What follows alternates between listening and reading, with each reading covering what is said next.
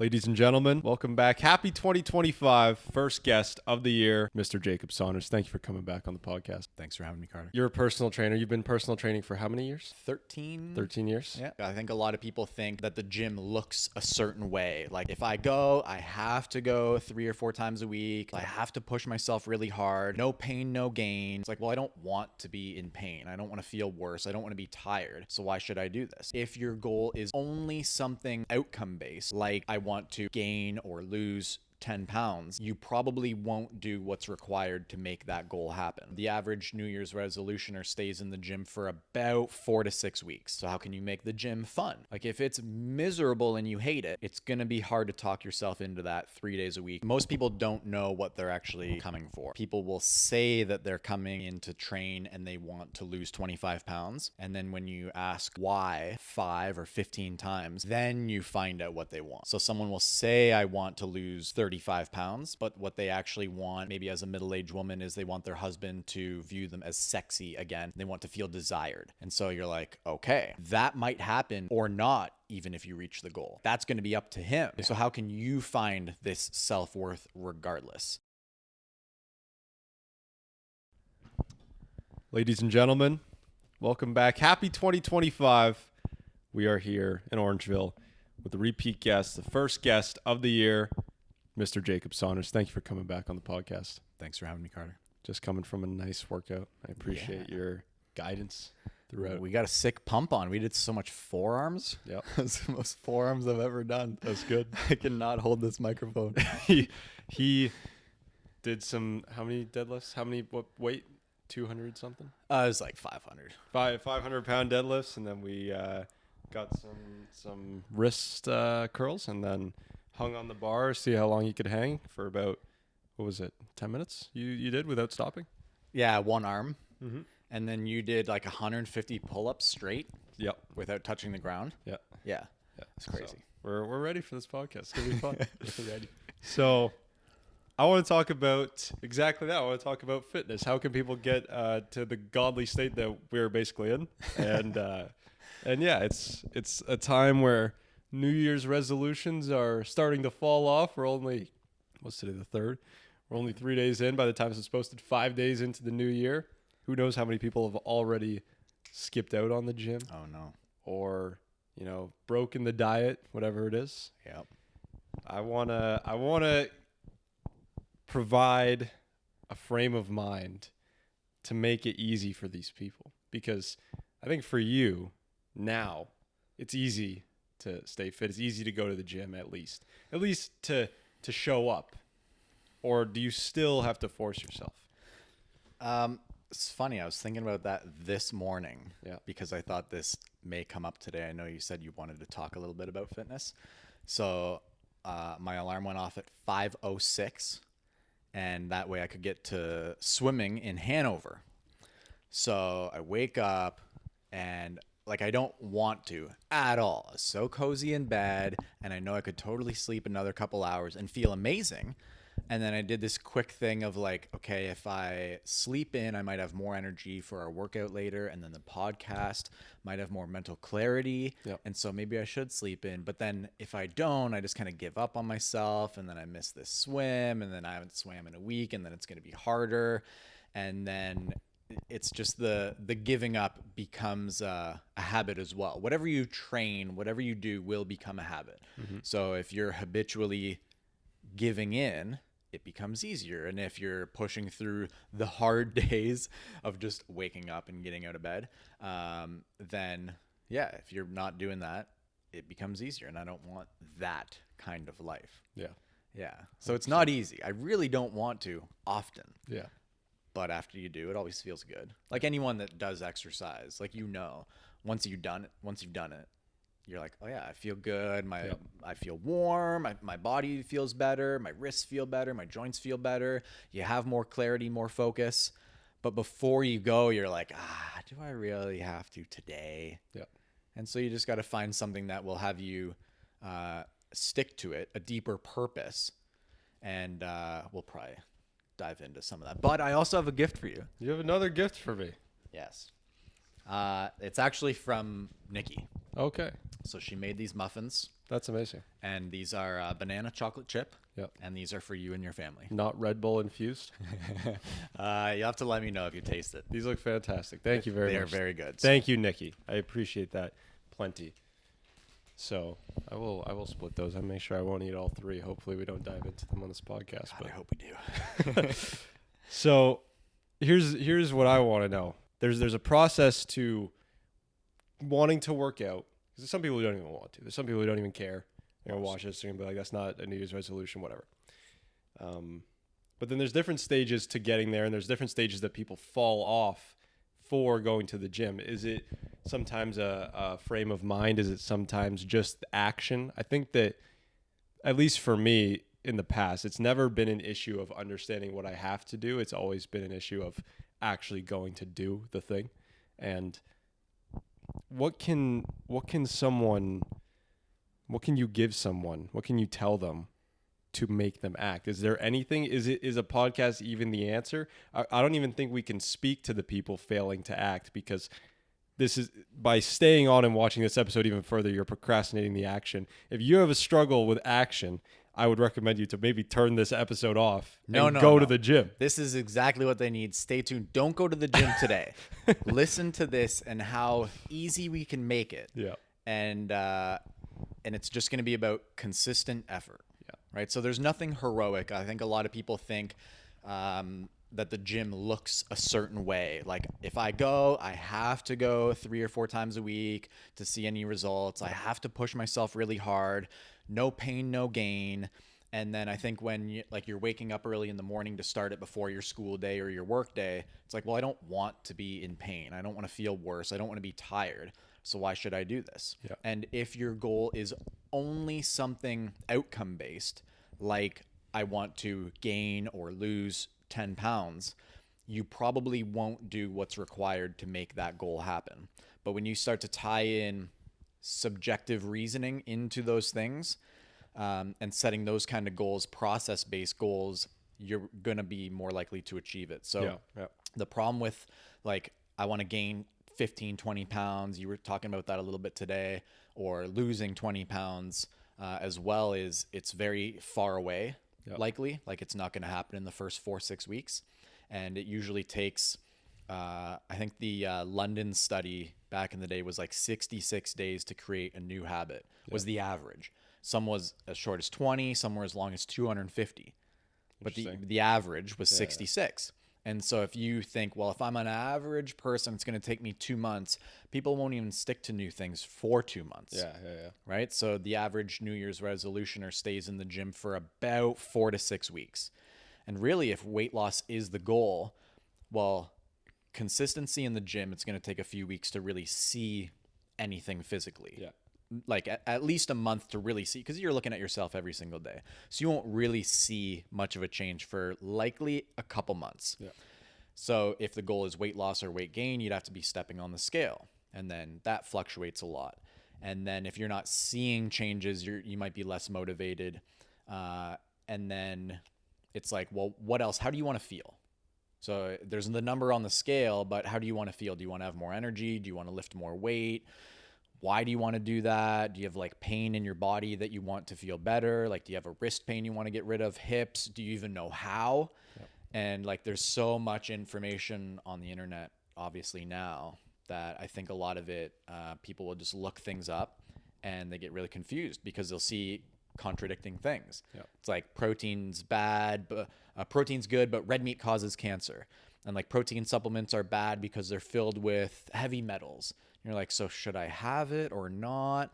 And like, carbs are good, carbs are bad. Fat's good, fat's bad. Cholesterol's bad, but like, eggs are good, but they might be bad. Sugar's good, I need it for energy, but it's bad. And my brain needs it to focus, and my brain uses a lot of glucose, but like, cookies are bad.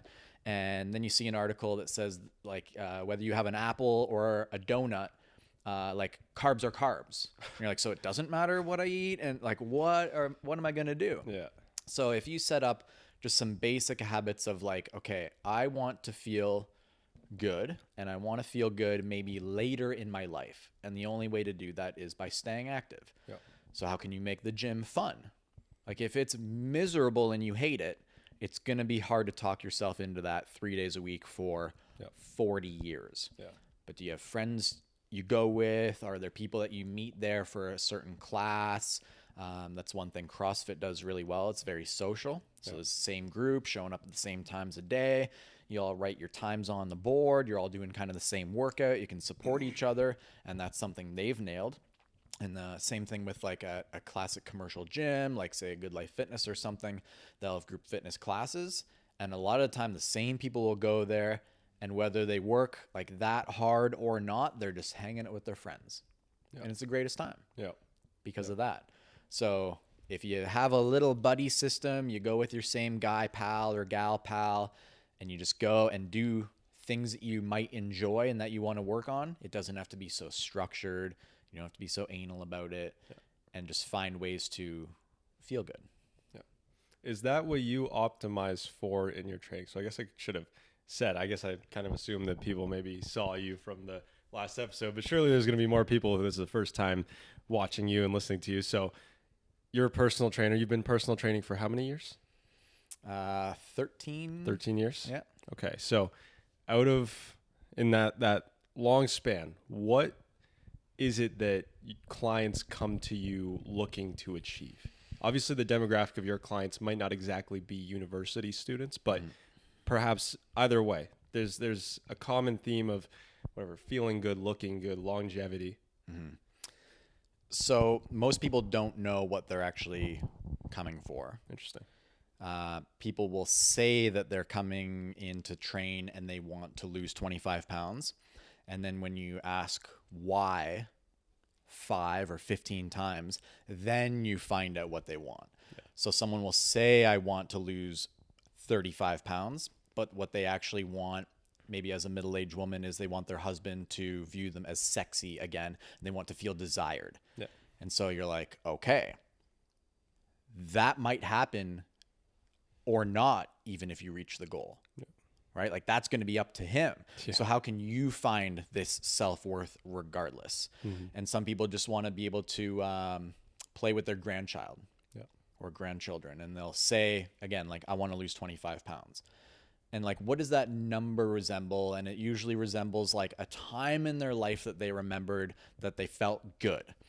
And so it's, 20 years ago or when they were in college or before they had kids, and they remember this magical weight where this certain pair of jeans fit, and they may or may not still have the jeans, and they just want to be feeling as good as they know they did at a certain period of time, or they wanted that part of life that was different, whether that's attainable or not anymore.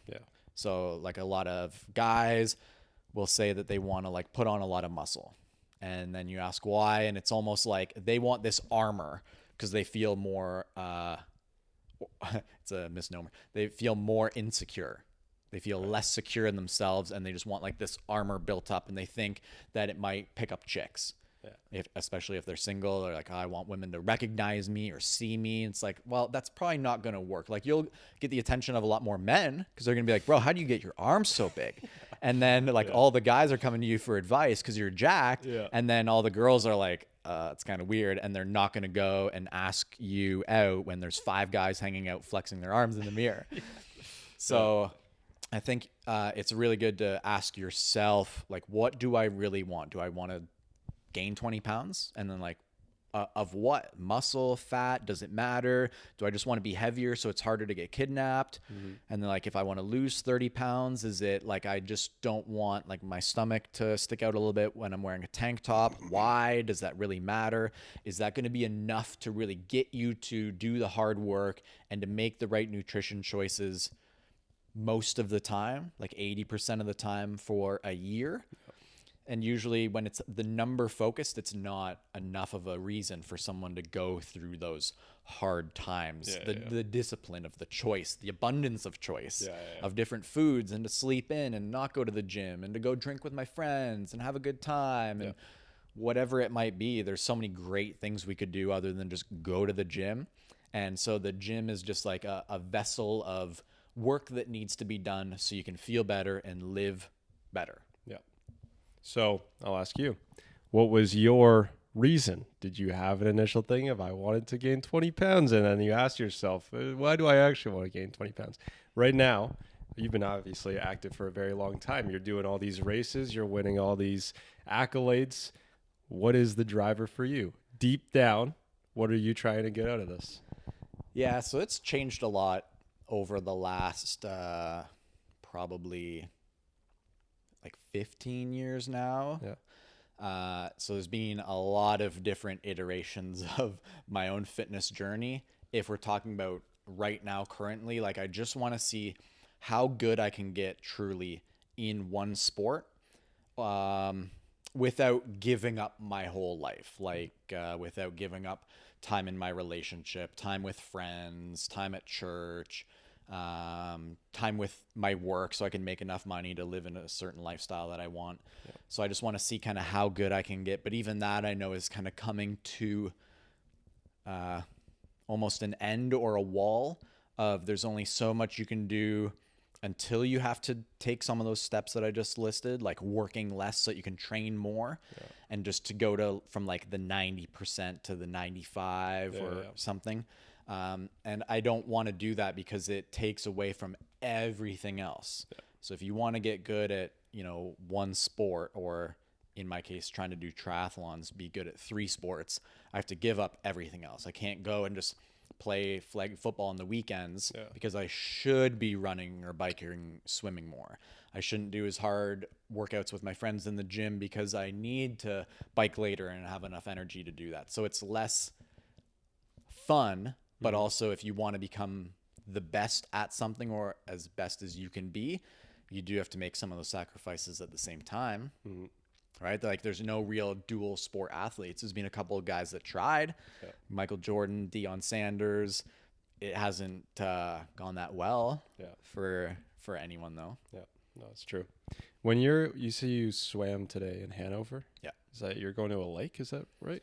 No, indoor pool. Is it pool? Yeah. So I got a pool there. Yeah. It's the closest one to where I live. Got it. So Friday mornings, wake up early, swim, go home and run. Yep. And then for us, we were doing this podcast today, so then we went and did strength workout. Yep. And then if everything goes well today, then I'll also be able to fit in a bike ride. That's wild. That's unbelievable. So if we got a peek into your mind when you're waking up and you're doing these 4 workouts a day, to someone who looks at that and sees you as or sees that lifestyle as something that they'd want. So something that if they could be as awesome as that, if they could be the superhero who swim, run, everything, and just grind, what are you thinking of in your head day to day when you decide to make these decisions? Are you optimizing your life for your fitness goals? Because especially for men want to achieve. Men want to win in life in different areas. Some people it's making women as don't. Much. Let's just talk about men for this example. Obviously, women do, but it's a little bit different when I'm going to give the examples I'm going to give. Perhaps it's financial. There are guys. This is why men will give up. Once again, you're talking about you don't want to necessarily give up your entire life, but there's some guys who go and they'll work their ass off for a certain company, and lose time with their family because maybe they feel that they are more important when they're succeeding in their career than when they're at home being a father or a husband. Who knows? Some people it's the opposite. Some people are family men. Some people's optimal state of striving is to try to be the best husband, father they can be in the house. Some men, it's fitness. Some men are trying to be as strong and as fit as they possibly can. For you, is your main success metric your fitness capabilities? I think it unfortunately has been, but unfortunately, yeah. Why unfortunately? Because it takes away from a lot of the real things in life. You don't think fitness is a real thing?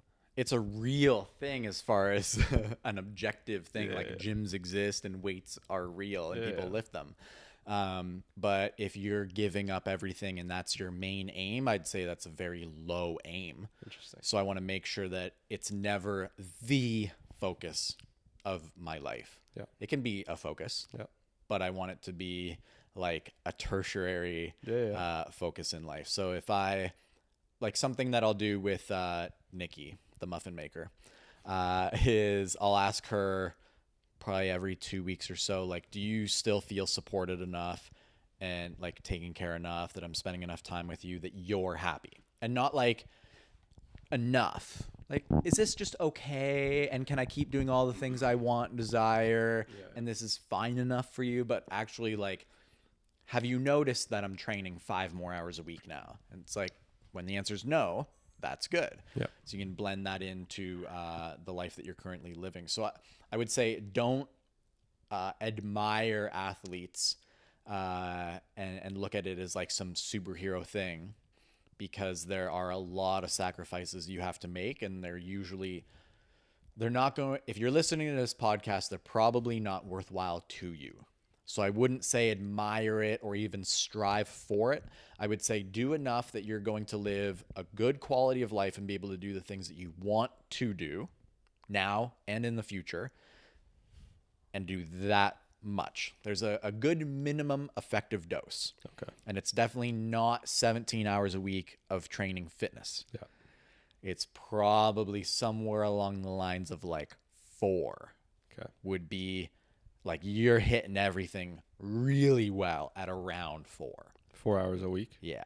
Okay. Yeah. Like you can probably fit in enough mobility so that you're not just in constant pain, definitely enough strength and cardio. If you're doing it all in a smart way, 4 hours a week should be a really great spot that you're not sacrificing a lot. Yeah. I have a great question for you. We're going to take a quick 5-minute break for the cameras to cool down, and then we'll get back into it. All right. So we're back. Short break. My question was, you're talking about how don't let fitness consume your entire life. There are bigger things to give time to. When you look at a super athlete like Michael Jordan, or Kobe, or some of these guys who I would think, obviously you don't know behind the scenes exactly what their situation is like, but I would think are dedicating 99% of their waking hours to this game, to this sport, to win, to be a champion, to succeed. Do you see that as selfishness? Do you think it's selfishness, or do you think that they're aspiring to reach something fantastic, which is, I think it's a natural drive. I think that is why a lot of people try to push themselves to that level. Obviously, you've proven that you've pushed yourself to a level where you've won at some pretty good levels, but you're saying you're not 100%. You're like 90%, but I'm not willing to lose this side of it. So for those guys that are willing to lose this side of it, do you think it's selfishness? For me, I think it's sacrifice.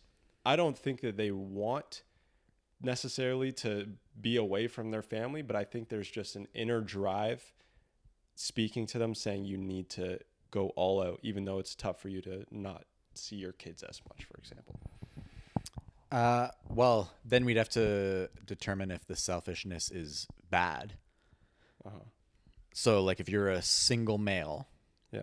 and you just put, you love basketball and you just put all of your waking time into basketball, trying to be the best, and that's your prerogative, no one else is really wrapped up in it, then it might be selfish, depending on like what worldview you have. If it's if you want to have a partner, or you tell them like, I'll date you, but I'm not going to spend much time with you because I'm going to do this sport, then I mean, they don't have to be with you, obviously. So like, is the selfishness required at some times? And then what does the spouse think? So like Kobe Bryant's wife, did she think that he was completely being selfish? Or did she understand like, yeah, there are sacrifices that need to be made for him to live out his capacity, because he clearly had one, and also his dream. And me being a part of this and raising our family is also part of the sacrifice that I'm willing to make. Mm-hmm. And so I'm doing this with the family. He's doing that with his work, with his career. And so like everyone's kind of sacrificing in a way, but they all view it as worthwhile. Yeah. So it depends on, who you have in your life and the involvement you want to have with those around you. yeah, it depends if you've got a family, if you don't, if you have a spouse, if you don't, if the spouse is telling you they need more time with you and you're just saying, you don't understand, I want to be the best at my beer league, golf, whatever, so I got to hit the range every night after work. Like you and the kids, you just don't get it. Like, yeah, it's probably not good. Yeah. Especially if you're not going to make any money from that. Right. Yeah. It depends on what the intention is behind all of it, really. Yeah. And I guess also you have to find a partner who's willing to go on that ride with you, who's willing to take on that journey as well. Because obviously, it's the thing. You have to. What kind of lifestyle do you want? I'm sure Kobe's lifestyle and his family, or his wife's lifestyle as well, is very polar. It's very what do they call it? Yeah, very bipolar. You're gonna have a bunch of high highs and maybe a bunch of low lows because you're not gonna be able to see your husband for a good amount of the year. So. Yeah, I mean, if you want to sign up for that, you can. There are people who like that lifestyle. Do you like that lifestyle? Have you ever thought about that? Are you a risk taker? Would you ever what do they say? Get rich or die trying type of lifestyle, or no? Depends at my point in life. Yeah. I think right now, no. Yeah. Because there's just too many things to do as well. Yeah. And like if you want to commit yourself to become like that 99th percentile at something, you're just giving up all the rest of the stuff. And so you'll just be a master of one thing, and then you don't get to see what else you're capable of doing or what else there is. I don't personally enjoy that idea. There's too many things that I want to do to go all in on one thing. Yeah. Do you think that physical fitness for, let's say, young people watching this, do you think it is a prerequisite for a happy life?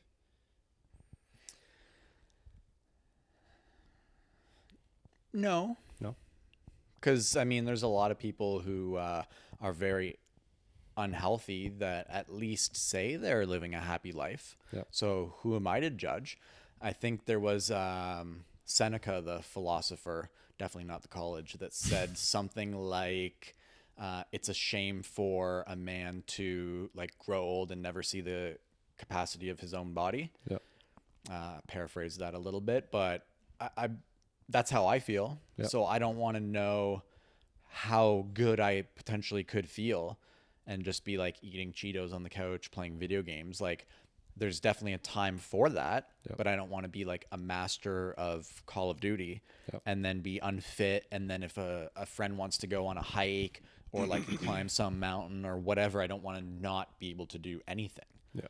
So if someone wants to like, hey, let's go do this like high rocks or CrossFit day, it's like, cool, no problem. Or like, let's go do this triathlon, no problem. Let's go like, mountain biking for this 8 hours, this event. Like I just want to do any of the things, including not have pain in my day-to-day life. Yep. And so you don't really have access to that if you're not exercising. Like things will degrade if you don't move them, just as a ship that stays in port or a plane that stays grounded. Those things are made to move. So are we. So if we don't move, things will degenerate.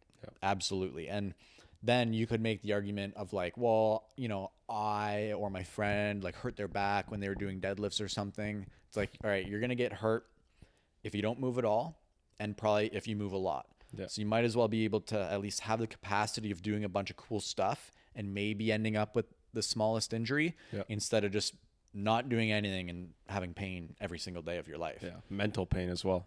Yeah. And just like, you don't want to, I just don't think it's an enjoyable life to not have the freedom of choice. Yeah.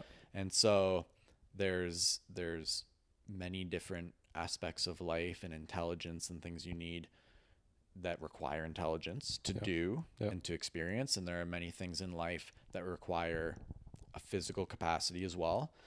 That if you don't have that, then you're just the person that like, oh, if you're going to cruise, like you're not really getting off the boat. You're not going jet skiing or paragliding or surfing. Like, oh no, I'll just sit back here, have a couple of drinks. And there's probably going to be a little bit of you that's like, man, I remember back in the day, I probably could have done that. And you're just like that, like used to be guy. Yeah. Oh, I used to load up that barbell back when I was your age. Oh, you'll understand when you're my age. Yeah. Oh yeah, when I was a young pup like you. Oh, we did this and that. Like, well, why don't you anymore? Yeah. Like, what has passed you by? Yeah. You don't want to be the used to guy. True. That's true. That's a tough way to live because no one cares at that point, which Yeah. is tough. It's tough to think about that you can put in 10 years of grinding and work and become the best that you can possibly be, and then take a year off and everyone sees you as a loser.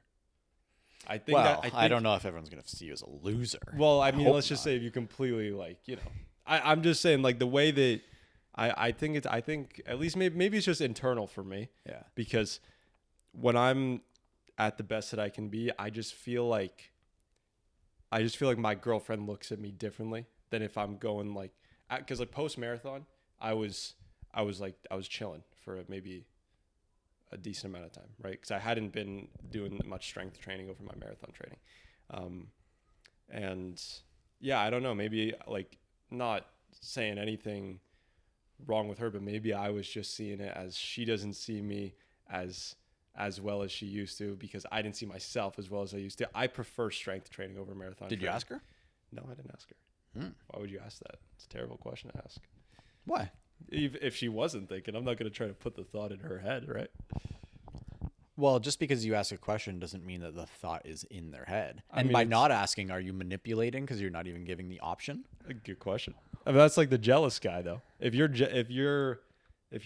with your girlfriend and there's another guy, and you start getting jealous of the guy, what a dumb thing it would be to ask.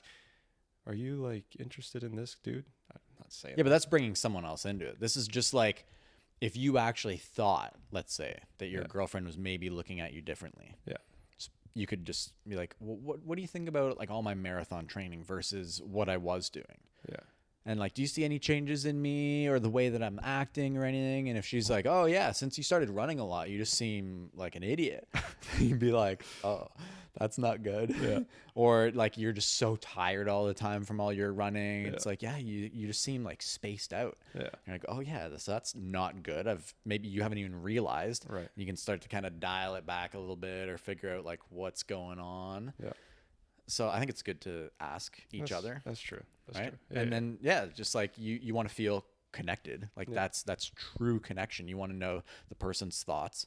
So it wouldn't be the same as the jealous boyfriend asking like, oh, what do you think of that guy? Yeah. Oh, I saw you looking at him. No, that's low gay. IQ. Yeah. That's gotta get. Yeah. 100%. And then she's like, no, I didn't notice him. And now it's like on you that you noticed him. I thought his big arms might have appealed to you, sweetie. Whoops. Yeah, 100%. I saw a post on Instagram like yesterday, and it said, cardio if you want to live more years, Yeah. strength training if you want those years to be better quality, and then stretch if you want to decrease the risk of injury. Yeah. Do you think that's true? What's your split? That would be too simple because it would be like, all right, if cardio's for longevity and not quality, and you want to go climb Mount Kilimanjaro, Yeah. well, you can't because you don't even have the cardio capacity. Yeah. So now it's affecting the quality of your life because you can't do what you want. Yeah. So like I understand the very simplistic outline of that, Yeah. but it's just like people that'll say, oh, is it like nutrition or is it exercise? Yeah. And you're like, both. Yeah. Why Just not like both? do both pretty well. Yeah. And have all of the capacities, have some mobility, so you're not like a creaky old person at the age of 30, Yeah. and that you can still like put your arms over your head and you can still squat down and you're not in pain. Yeah. That should just be like a prerequisite for being a human. No one should have pain day to day. It's not normal. Yeah. So if you're thinking like, oh, these things will happen as you age, not really, unless you got hit by a car and like had something very acute happen to you like that. And then, the quality is very subjective. So if you just say like strength training for the quality, I don't know, that cardio could come with that as well. If you want to do triathlons, you're going to need some cardio. So that's going to affect the quality if you don't have it. Yeah. Yeah. Have some of everything. And most people don't care about specialization. and most people should not desire specialization. So When you say most people don't care, you mean most people don't care if you have specialization, or they don't care about having it themselves? probably both. Yeah, Yeah. Like no one really cares about what other people are doing a whole lot. yeah. Like they think they do in a short term, like dopaminergic sense of swiping through Instagram and like, oh, see all these like highlight reels of stuff. And then like at the end of an hour of swiping, you don't remember a thing that you saw. Right. Like you couldn't recite anything you just read. It was just stuff floating by. So no one really cares.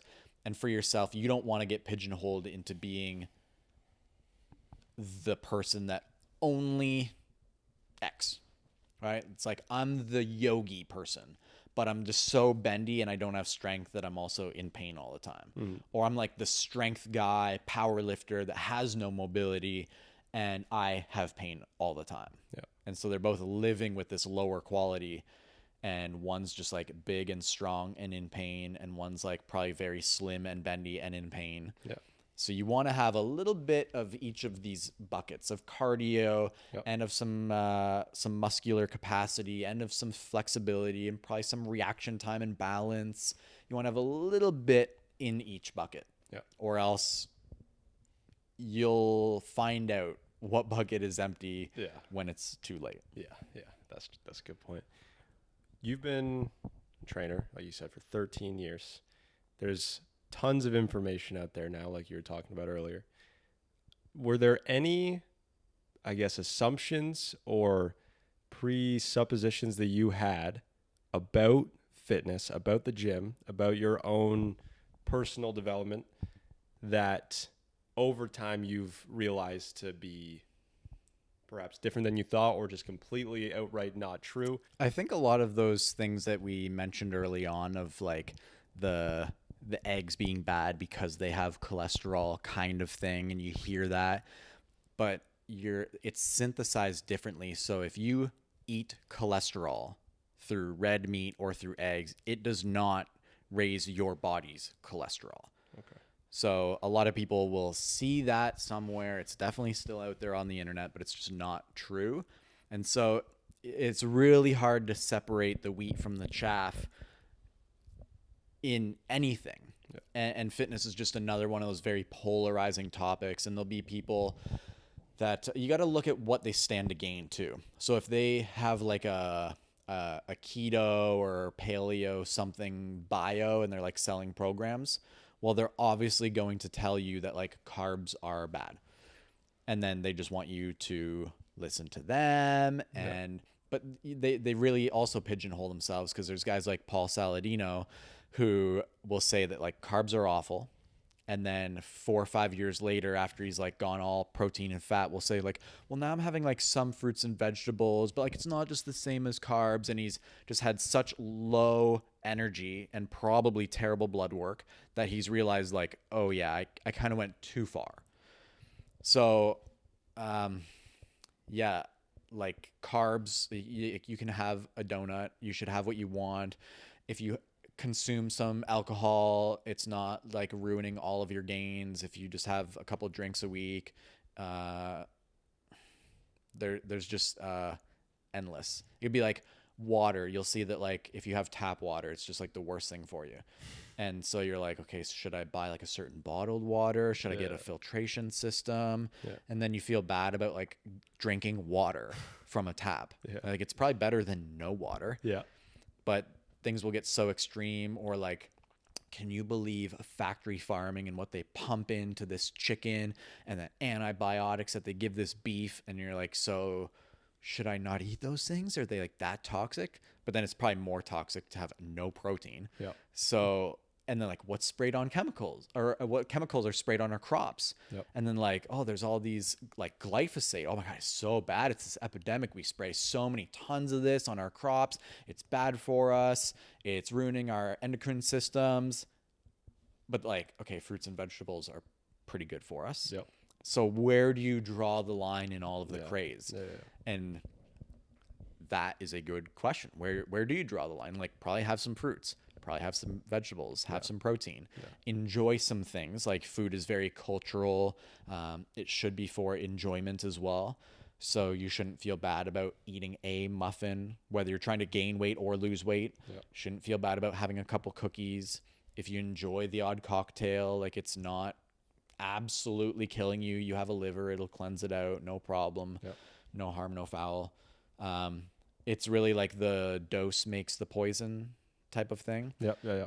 So, like Tylenol would kill a lot more people directly per year than sugar. Interesting. So then, but like you can just get that off of Yeah, a yeah. shelf and no one really talks about that. Yeah. But you can pretty easily overdose on Tylenol. Yeah. And then like you really couldn't overdose on sugar if you tried. Yeah. You would just get full probably. Yeah. It might take a couple decades to end up diabetic. Yeah. Yeah. So there's that, but that's probable like chronic inactivity Right. and poor diet. Yeah. So no one's exercising regularly enough, eating well regularly enough, and ending up diabetic. Like that is quite rare, Yeah. Yeah. but also one of the most prominent diseases as well. Right. Would you ever consider a vegan diet? No. Why not? So there's a lot of studies how beneficial meat is even for cognition. So do I want to like lose brain power? Do I want to lose the enjoyment of food? Do I want to end up with like worse blood work? Because there's a lot of vitamins and minerals that you can only get through meat. So you would have to like really get blood work done, supplement with other things, find more bioavailable, like vitamin B, iron, and it's very hard to supplement to a sustainable, as good level as someone who eats meat. Yeah. And like I enjoy meat, like I'll have it pretty much every day. Yeah. So whether it's salmon or I'll get some ground beef, like we'll make a ton of different stuff, enchiladas, some tacos, steaks, chicken, like we switch it up. We don't really have a lot of pork. That's more of like a religious thing with Nikki. Like pigs are just bottom feeders. Okay. So that's more of the cultural part, religious part with her. I would really never consider it. I would probably rather smoke pot every day than become a vegan. Interesting. Because at least you can just like relax like before bed or something. Yeah. And a vegan is like, you just have low energy and probably a horrible blood panel, and then your performance drops. Do clients ever ask you about going on a vegan diet? There's been a couple. Yeah. A couple that hate themselves. No, I'm kidding. What's the main argument for it? If you had to go on the other side. So there's like Netflix documentaries, Game Yeah. Changers and stuff. And a lot of these studies are funded by companies that benefit from that type of thing. Yeah. So you'll see like a Beyond Meat company sponsored study that says that it's just as good or better than beef and lowers your cholesterol and lowers this and that. But when you already know that it's synthesized differently, that eating cholesterol doesn't raise your body's cholesterol, that's more from like an overdose of sugar actually. Yeah. And you see like who gains to study from those documentaries and those studies, you're like, just a little questionable. I think that's where it comes up most. Yeah. You see this like trending thing on Netflix, you watch it, it seems very compelling, and no one's going to look into the studies and see at the bottom like no one's going to read the study at all, let alone go to the bottom and see who it was funded by. Yeah. So I can see the appeal. I watched one of them, whether it was Game Changers or Is Game Changers the one with the athlete with the sports team? yeah. Well, heard about there's two. There's that one and there's another one. I don't know, but they've got studies like the twin study, and they put one of them on like a vegan diet and said that it enhanced their life in all these ways. And they said, look, we took the genetics out of it, but it was sponsored by like Beyond Meat. Yeah. So like, okay, I can't really trust it because you guys are gaining from it. Yeah. It would be like you doing a survey and asking like, what's the best podcast in Ontario, while like wearing this jersey and maybe giving away like a $1 Tim's card to anyone who answers. Yeah. They're gonna be like, oh, yours, Carter, for sure, even though it's true. Yeah. Yeah. Like you just can't really trust that kind of science. Yeah. But there's a lot of like guys that are. Are you worried about the environmental impacts? Oh, absolutely not. No. No. Why, you There hate would be the earth? No, there would be no environmental impacts. No. No, you can like sequester carbon. You can have carbon neutral or even deficit farms. Yeah. Like that's already been proven. So Yeah. I don't know how anyone could still believe that. Yeah. It would just be like you not looking into it and just spouting something that you read in one book or saw on social media. Right. It's just not in reality. Yeah. Yeah. And then if you're really against climate change, then you should be like really for our clean energy in Canada and like liquefying our natural gas and selling that. And I think I saw something that if we sold our liquefied gas to India and they use that instead of their coal, it would take away more than all of the carbon that Canada even emits in a year, just because of the amount of coal that India burns. I've never even heard of that. That's crazy. So pull it up. It's awesome. like, and then, but people will say like, oh, well, we shouldn't take from the earth, and that's bad. It's interesting. So we shouldn't mine for oil. We shouldn't mine for this Why is natural that bad? gas. We shouldn't open that up. Why is that bad? Well, it would make too much money. It'd make us too much money. We'd be too financially free. Yeah. And we have to stay unstable. 100%. Yeah. There you go. Intruder. Let's see who this is. This is Troy. Hello. Sup, Troy? How's it going? Mid podcast, first banger episode of the year. Yeah, you want in? Oh, hell no. He said yeah, but we're not going to let him. Yeah. Yeah. Yeah, we don't want him. His arms are actually too small. Yep. Yeah. Nothing. Talking about this guy now? You. Your arms are too small for this podcast. Okay. Yeah, those are a requirement. Oh, yeah? Yeah. Then he shouldn't be on it either. We hit arms today. I didn't see you at the gym. Yeah, because I was at a different gym. That's a full-out lie, by the way. Troy doesn't work out. Okay. That's fine. All right. It's fine. So shifting gears here, I'm sure we'll circle around. I'm sure we can talk about fitness throughout this episode. Obviously, we'll come back to it. That's just kind of how things work. But Yeah. I had this document from the last episode that something happened in Windows or Microsoft crashed. I didn't get the document. I just had to kind of remember what was written on it. But now I have it back again. Some things I wanted to talk to you about. We just discovered today that we started dating our girlfriends around the same time. It's actually the same girl. We didn't even know. We've been getting played this whole time. No, it's not the same girl. Not the same Not girl. the same girl. Not at all. That's we don't do that here in Orangeville. Maybe some U of T guys. But I wanted to ask you. I personally believe that marriage, who you marry, is the most important decision that you'll make in your entire life. Would you agree with that? Yeah. What is it about having a partner who is supportive of these goals? We talked about earlier about Kobe, for example, and his wife and that kind of thing. How crucial is it to have a person who loves you, cares about you, but also has a character that you are willing to gain some traits from? So it's inevitable that if you spend a lot of time around a person, you're going to get their good traits and some of their bad traits. Not completely, it's not like you're going to completely change yourself into them, but it's going to rub off on you. How much do you think you shape your partner versus how much do they shape you? How much of them can you affect and change, willingly or not willingly, versus things that are just, this is how this person is. I have to make a choice if I want to be around them or not. I don't think you should strive to change the other person, but you should probably live in such a good way and an enjoyable way that they may want to take on some of those traits. Right. So, yeah, if you don't like something about the other person, I mean, you've so it depends on what point of the relationship. Like early on, you don't want to start dating someone that just doesn't have some of the key, the fundamentals. Yeah, like if you enjoy a healthy lifestyle and you're partner early on just wants to get like a McDonald's 5 times a week, never wants to exercise, thinks it's stupid, and is like, why are you going to the gym? Like, I just want you to watch a movie with me. Like, how could you leave me? That's probably not the person. So figure that stuff out very early on.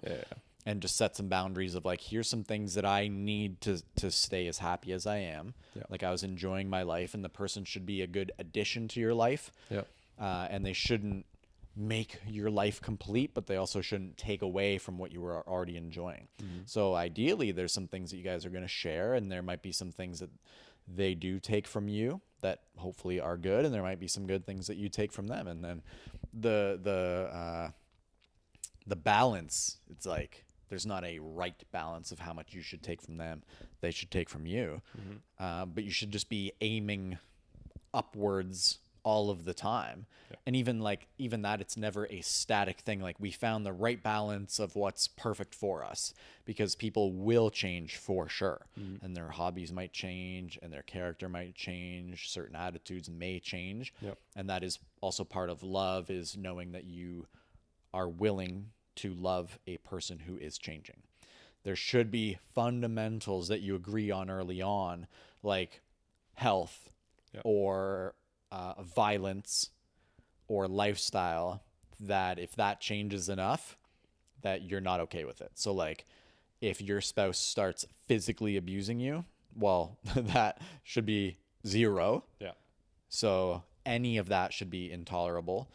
If they it's a tricky one, because you might say, like, if your girlfriend puts on 50 pounds, and not like during pregnancy or something, just puts on 50 pounds, like, could or should you still absolutely love her? And then, I can see both sides of it, because like, yes, and you should be willing to change, love a changing person.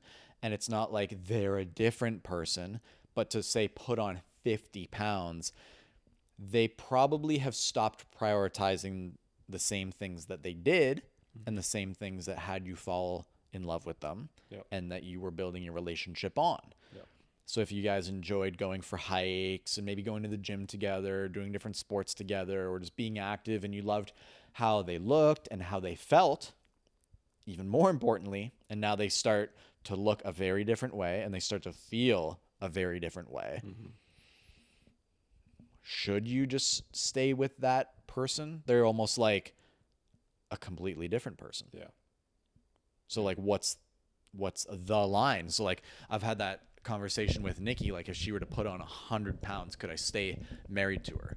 It's like, well, she doesn't value her health anymore. If she puts on 100 pounds, she's like a second person. So I told her that would be a very hard thing for me to do, and I don't think that I could. So hopefully I'll never have to find out. But yeah, I'm not confident that I'd be able to just like put it under the rug and not care. It's interesting enough. Like, you have to be attracted to your partner. And so there's people that are attracted to larger people, but then what if they lost the 100 pounds? And then would you be unattracted to them?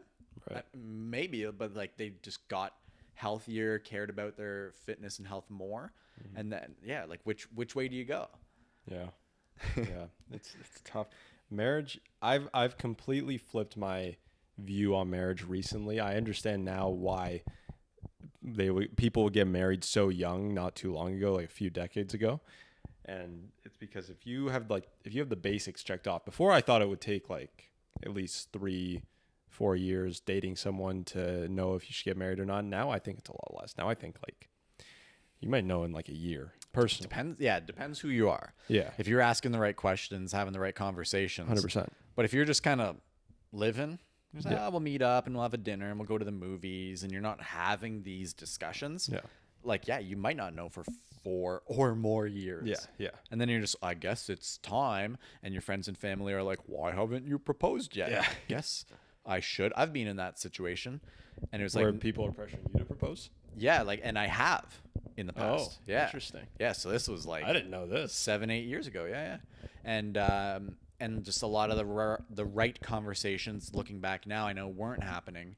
And people were just like, yeah, like, what are you waiting for? And how could you not do this already? And I was like, I guess that's the next step of life. And so I just kind of went along with that and proposed and was engaged. And then when that wasn't working still, then I thought, like, yeah, do I want that for potentially 70 more years? Like, I literally can't do that. Yeah. And so, I was even telling the person, like, hey, these things would have to change.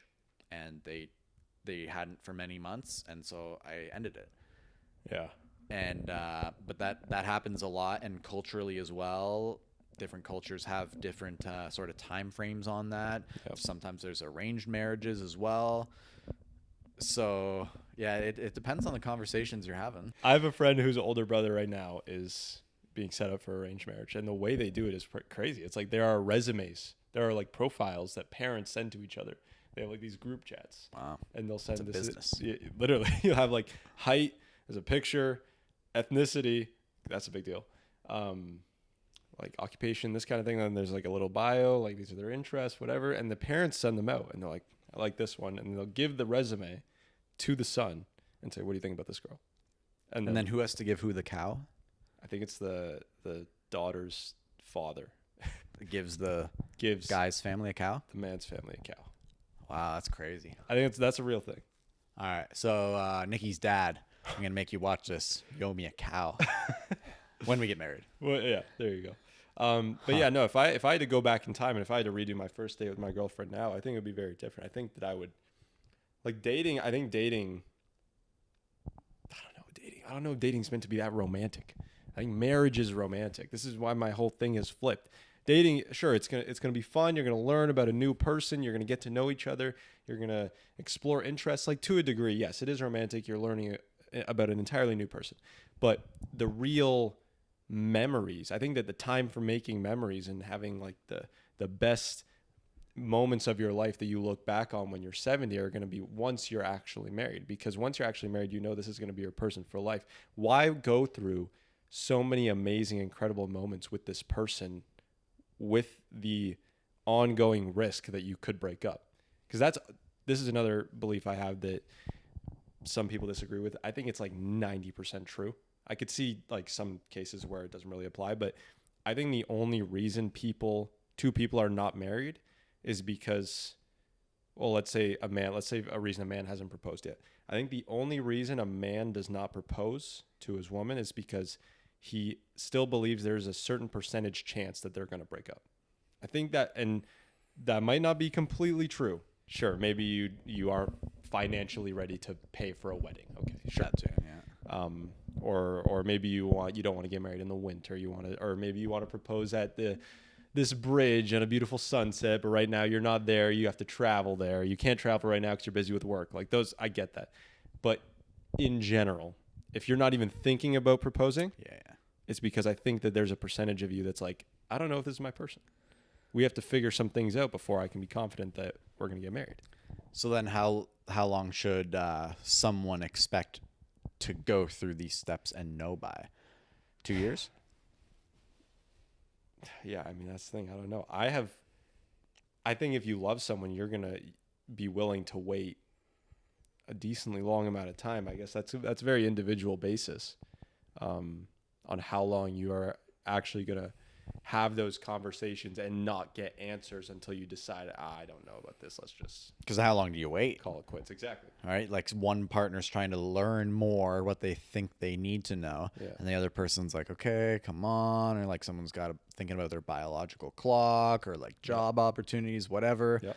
They're like, listen, I can't stick around forever. Yep. And meanwhile, one side's thinking like, okay, I want to do it soon, but I just need to know X, Y, Z, and then the other side might just be like, you know what, I can't wait forever. Yep. And then there that goes, and you're like, oh no. Yep.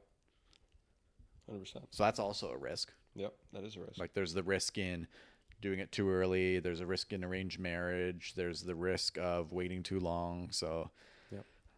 there's definitely an inherited risk in anything. Yep. Absolutely. Absolutely. Another thing that I've thought about is that there's no more time barrier for me to have kids. I think this scares my parents when I say this, but I'm like, I need money and a wife and I will have kids tomorrow. is basically my attitude of it, right? Well, it takes at least like 40 weeks. Okay, sure. Yeah, you know what I mean. But I just think like when you're 12 years old and you're thinking about one day I'm gonna have kids, obviously there's a time barrier. Sure. You're kinda gonna have Yeah, kids there's a lot of barriers there. Legality. yeah. So yeah, you're like obviously, but right now I'm 21. There's nothing stopping me. So what are you waiting for? Well, money and a wife. Do you really need that much money though? No, you don't need that much, but you definitely need more than what I got right now. So Okay, well, get working. get then. on it. Let's go. Monetize this podcast. Let's do it. I'm gonna Alright. figure that out. Sponsors. 2025. I think that's gonna happen in 2025. I'm pretty damn confident that's gonna happen in 2025. Good. I don't know about sponsors. Maybe Wait, what are you talking about then? What's going to happen in 2025? A kid? a kid. No, I'm talking about monetizing the podcast. Oh. We'll set up a sponsor. Jacob Saunders, personal training sponsor. Ladies and gentlemen, this episode is brought to you by Jacob Saunders, PT, Orangeville, Ontario.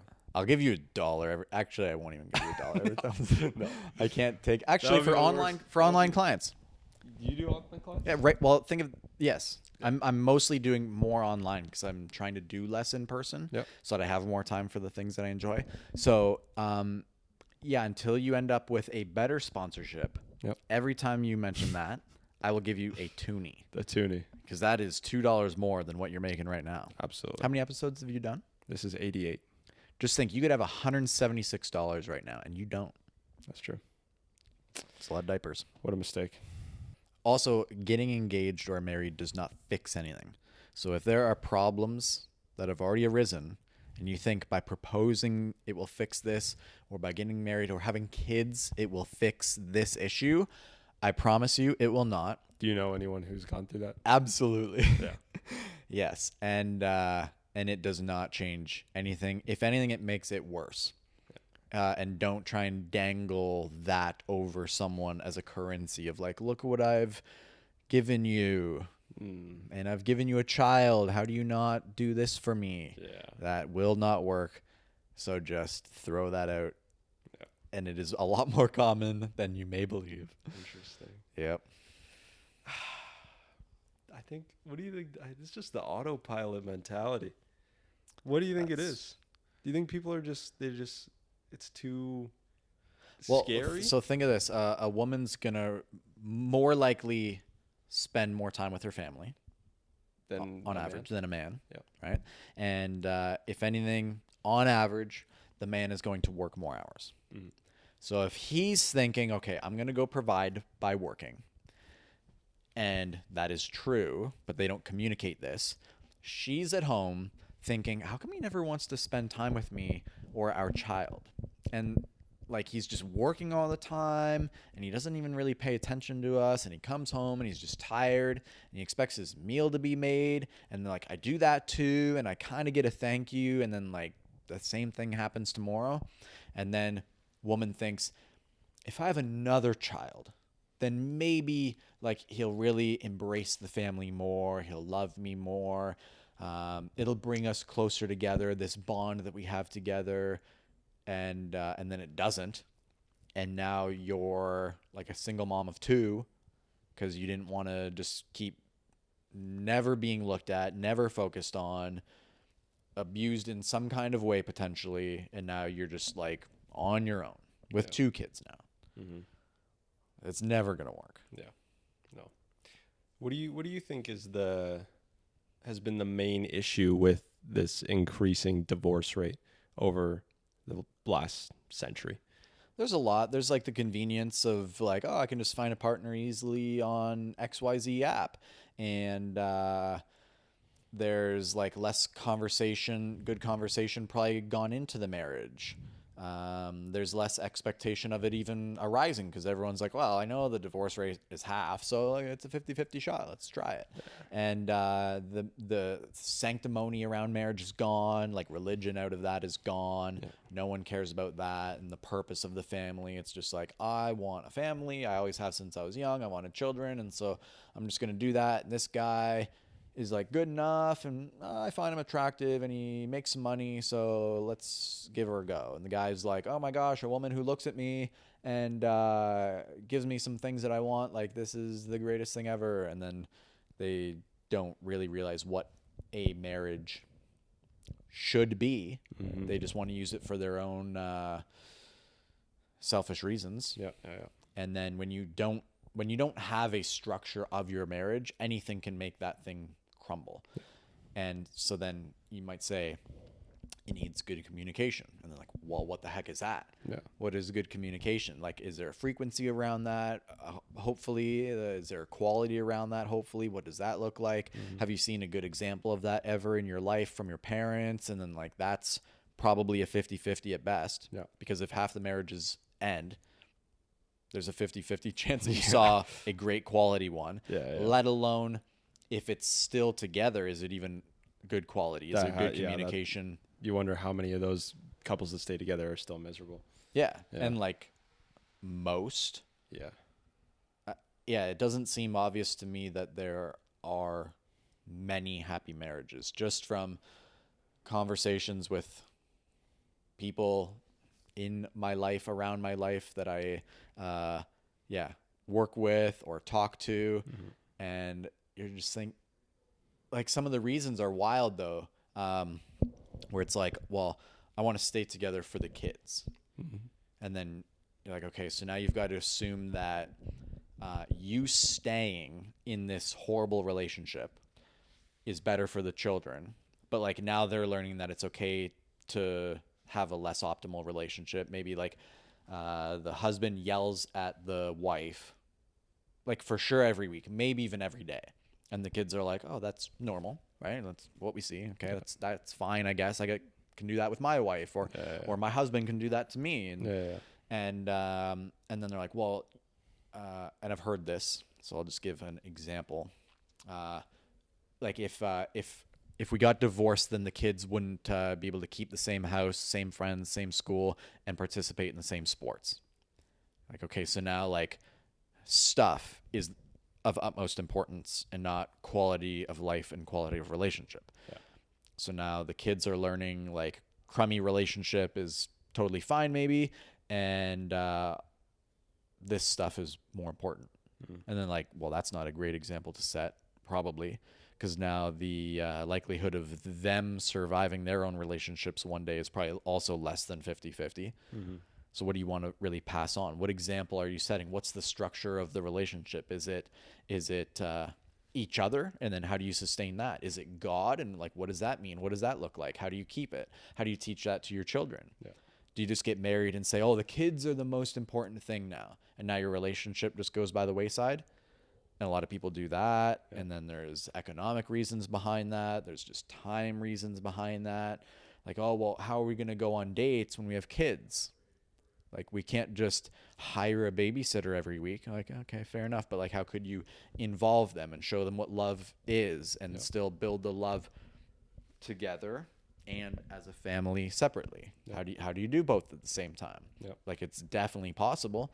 But if you just think that it's not, well, it's never going to happen. If you don't do anything about it, nothing's going to change. And then it's like, how do you orient that properly? We could discuss that, but I'm trying to think of the reasons that, like, the actual motivation of why someone would want to get married. Because nowadays, I think especially young men I'm seeing are like, they don't care. They are fine with not getting married. They're fine with whatever. That commitment doesn't seem too appealing to them, because they're thinking, what do I get out of it? So I'm thinking historically, maybe for you, when you think about marriage, when you think about being with one woman, there's supposed to be things that making that commitment brings to you, but then also sacrifices you make with that commitment as well. That's what commitment is. You commit to something. Obviously, you're going to reap the benefit of that commitment, but you're also going to say, because I am deciding to be with this one person, this means I forego being with anyone else. For you, what about marriage is appealing? all of it. All of it? So it's like what do you get from it? Everything. Okay. So if you're thinking like, oh, I'm going to be stuck with this one person forever, well, that's what true intimacy really is. Yes. Like, how are you going to build that as you grow older together? That's intimacy. How do you keep things exciting and mysterious with the same person? Like, you can do that easily with a bunch of different people because everything's new, and so you don't even have to try. And so if you want to lack effort, then yeah, don't get married. If you just want to have like an easy life of doing whatever you want, don't get married. But you're also gonna really have nothing. Yeah. Like, you'll have your job, but like, who are you gonna talk to at the end of the day about your job and about your hobbies? And then like, you won't really have children. If you do, then you're gonna be a single parent. And so now you have to figure out, if you just want to be with a bunch of different people, you're probably not going to want custody of those kids, because now you have to introduce those kids to a bunch of different women because you just want to do whatever you want and claim these different women. And that's definitely not going to be great for the kids to see. So that's already not good. Then if you just want to see them every other weekend, because it's like, that's probably the minimum duty I have to take on as a father. Now it's like, okay, I can do whatever I want for like 12 days and sneak all these things in. And then those 2 days, I kind of just resent them because they're in the way of me doing what I want and having my, like, whatever, concubine at my home this weekend. Now I have to keep those women at bay, make sure no one shows up while my kids are here as well. And then just take care of my kids for the 2 days and then back to my life. Yeah. So that's if like you have an accidental child, or if you actually want kids, those two things don't go together either. And then if you just look at statistics of children, children with happily married parents succeed the most and are better off in all ways. And then comes happy parents who can co-parent separately. And then it's just downhill from there of like unhappy parents, not co-parenting, parents that talk trash about each other, just whatever. Yeah. So do you want the best life for your child? Well, then you want to have a happy marriage with someone. Yeah. And then someone could listen to this and say, well, you can just have a happy relationship with someone and not get married. And then you could say like, well, what's the difference? So now you just want to not be like committed, but you're committed, living together and with children with that person, but you just won't get married. And then you'd say like, well, why can't you just, if it's only a piece of paper, how come you can't just sign that piece of paper? Right. And then like traveling with your children is a lot harder if you're also not married. You might need like a permission slip from the other parent. So you can't just go to Buffalo with your kids and leave your wife at home, because now you need to get like a permission slip first from your wife to take your kids anywhere, and vice versa. Yeah. So like everything's harder. Tax benefits are harder. So why wouldn't you just get married if you want to be committed to that person, but not officially married? Yeah. You've been reading more recently, or listening to books, consuming books more recently. Yes. What has sparked that interest? Is this a 2025 mission you have here? No, I would say mostly just in the last 2 weeks, because I did not work in the last 2 weeks. Yep. Had a nice holiday break. And so I thought, what am I going to do with this extra time that's worthwhile? I might as well learn some things. Yeah. And so between reading some books and also some courses, like on Peterson Academy. You've signed up for that? Yep. That's awesome. So I finished his Nietzsche lecture series. Yep. So it's somewhere around 6 to 7 hours, 8 different lectures. You can take the quizzes. I did. And they're looking at getting accredited as well, so it might actually count for something. That's awesome. One day, which is pretty sweet. But yeah, I did some of those while I was biking, and then other times just reading an actual book, some audio books. And I guess the idea behind it is, like, most things are learned and understood, and the wisdom is out there. It's just, do you know it yet? Have you heard it yet? Mm-hmm. Are you using it or not? Yeah. That's a good point. That's something that I've been thinking about recently. Is like I like to kind of go through these thoughts, and and I'll discover something. I'll be like, oh my God, this seems so flawless. And then you go and you're like, this was actually written in this book 300 years ago. So you're a dumbass. You could have just done that instead. Or 2,000 years ago. Yeah, exactly. Right. Yeah, exactly. So I think that you're right. It is about, that's the camera. We'll take a break soon. But I think that it's just about getting your hands on that knowledge. All right. We're back. Something I wanted to ask you about is your thoughts on Canada becoming the 51st state of the United States. Well, what would be a downside? I believe that the downsides would be we become a bigger target joining the U.S. because the U.S. has made some enemies, and there are a lot of countries in the world who have good reason to dislike the U.S. It's not just about being anti-Western, whatever. They try to convince people that they just hate freedom. I don't think that's it. I think that the U.S. has perhaps done some things around the world that could cause any rational human being to dislike that country. So we become a bigger target. I also think that the culture of Canada and the U.S., although on a global scale, is very similar. It's not the same side by side. When you drive across the border into Buffalo, you can feel it in the air. That Isn't you are it now in the awesome? US. It's so. Isn't it great? You're like, oh, just actual freedom. Isn't that great? The best feels, place to be an entrepreneur. That is potentially true. But I was talking to you earlier today. We talked about how there are people moving to the U.S. for a better life from Canada. Jordan Peterson just recently moved to the U.S. I thought he was there the whole time. So did you. Apparently not. Is there not anything? Is there not a nationalistic? Is there not a patriotic part of you that says, I grew up here. This is my land. These are my people. I want to fight to make this a better home for my kids because it's my place. This is where I am from. So what would make it a better place?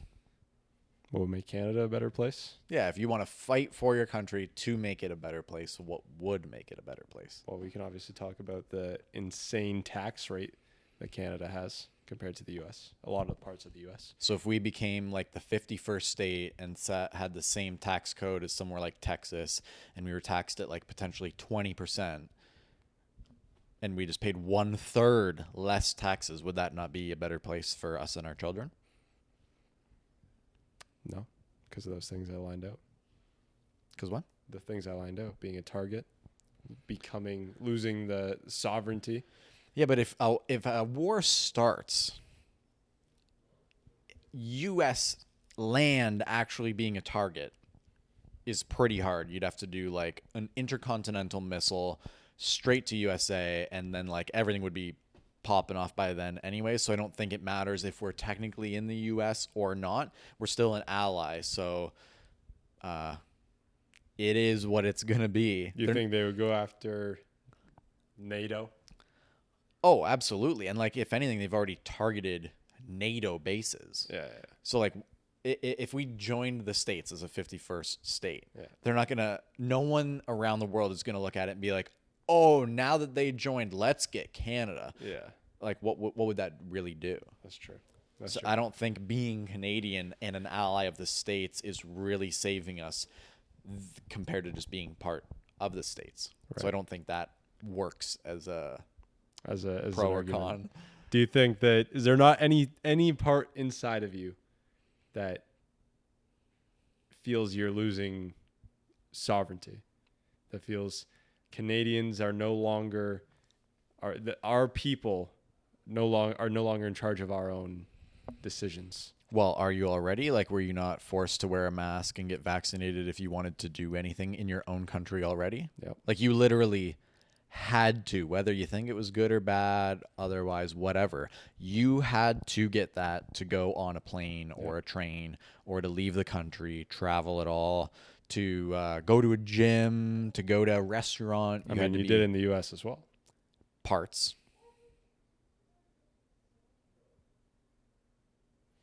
And that's the great thing is like you have state law protecting you. And you get the choice. So like someone who's pro-choice, you can live in a place that votes accordingly. So if you want to just have a bunch of abortions, you can move to a state that everyone else kind of feels the same, maybe like a 60-40 split or a 55-45 that is pro-abortion, and you can get your abortion there and live there, and people that think how you think. And if not, you can move to a state that's, 55-45 the other way. And so same thing, if we were a 51st state, well, if you don't want to have to live under tyranny, you could move to a different state. But surely our country wasn't any better than their country. Mm-hmm. They had states that had options. Yeah. We didn't have provinces that had options. We had a country rule, a law across the land, and you were stuck. And so most people really did get vaccinated because they just wanted to be free again. They had to earn their own freedom in their own country that they were born into and paid into by taking something that truly was not studied long term. Like we know this by now. We've seen enough studies. We know the effects of like sudden adult death syndrome that's gone up hundreds of %, and they don't know why. Yeah. Hey, something changed in the last few years. And if you want to like come at me and say you can't say it was the vaccination, no problem, but show me how it wasn't then. No problem.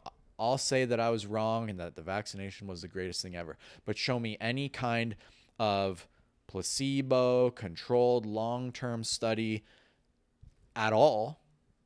Actually, show me that in any vaccination. Right. Because it literally does not exist. So, yeah, I don't know. I just feel like there's a glory that this country used to have, and Canadians took pride in the fact that they weren't American. Not that the fact that they were what they are now, which I think is like very soft and gay, but Canada used to be we used to be tough. We were of the North. We were lumberjacks. We weren't like used to be our southern neighbors, and we were proud of that because we had our own thing, and there was a bit of a rivalry there, a healthy rivalry. Yep. But now, I don't want to just throw in the towel and say Canada's done. We have too many rainbow flags. Let's join the U.S. I want to say, let's make this country as fantastic as it used to be. That would be ideal. Yeah. Wouldn't you rather that than becoming American?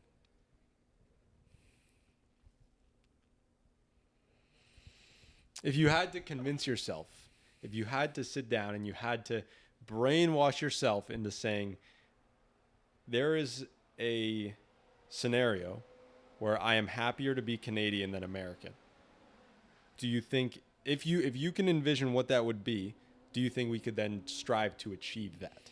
Well, I don't really care what I am as far as a nationality. You have no affiliation, nothing in your identity that tells you it's important. I feel a sense of importance because I am from this land. No, like I didn't have a choice over it. I was just born here. Yeah. It's just where I happened to pop out of my mother. Yeah. So do I inherently owe it anything? I don't believe so, especially when it's treated me how it has. Like if we paid the amount of taxes we did and felt like we got much for it, that would be great. But if you need healthcare, you can access it for free, but it takes forever. And you, who's paid into it from your ancestors, from your living family for how many decades, over a century, you have the same rights to healthcare as someone who came here a month ago. So the amount your family and history has put into your country, do you really get anything better? And then like healthcare, you can get cheaper healthcare in the States based on, we got the bell. No, this might be the government. So yeah, you don't have anything like really superior. You might have a nationalist sense to you that's like, I am Canadian, whatever that is. And so I owe it to my country. But like, what has your country done to you, especially over the last few years? Like, you can't even go to a restaurant unless you partake in a science experiment, really. And then you can't even go to a restaurant indoors, but you can go to it like indoors, outdoors. Only if you're vaccinated. Like, what is that? Yeah. So yeah, if I got anything for my taxes, if I felt like we actually took care of people, if we had one of the best education systems in the world, cool. If we had some of the best transportation in the world, cool. If we had some of the best healthcare in the world, cool. But we have a very slow system because it's free. That's how things work. Mm-hmm. In the States, you could just buy cheaper healthcare. So the amount that you pay in tax in Canada that goes to healthcare is much more than if you just bought health insurance in the States. Mm-hmm. And you get that care when you need it. You can go to the emergency room and actually be seen in an emergency.